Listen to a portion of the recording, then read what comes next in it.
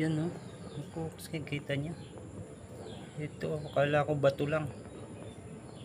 Yung pala, pako. Oh, napako na ang gulong natin. Pero hindi siya napaplat. Ibig sabihin, tubeless to. Tigas pa din. Yan si Rusi Player bago. Yung isa si Rusi. Ito si Iros, Rusi Player. Ito pala, tubeless. Hindi ko alam. Tinanong ko dati sa kasa. Hindi rin alam sa kasa. Mabuti, meron lang silang biglang dinala doon na deliver na player. Bibili kami. Nagustuhan ko, binili ko. Pero nung tanongin namin kung tubeless, hindi nila alam.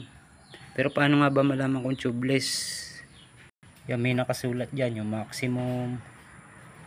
Babasahin natin. Ito, 100 Newton.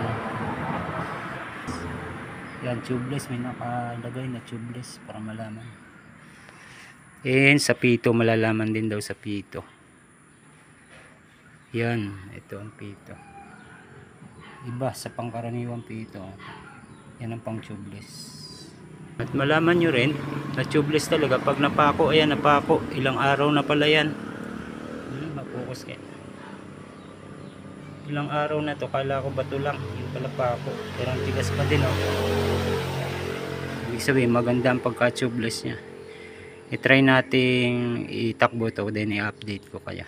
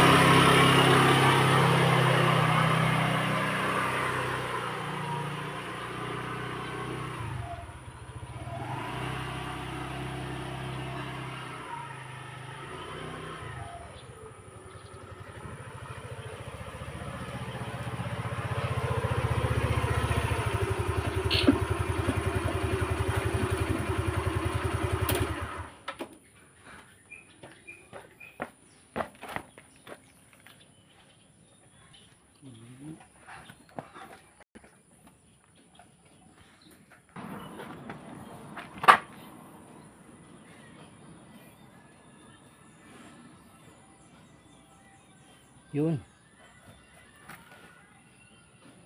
Ilang araw na tinakbo natin, tigas pa din. Tsaka 2 days na ata to. Kala ko nga ba to kasi malabo ang mata ko. Ang kupain ko ngayon pa ako.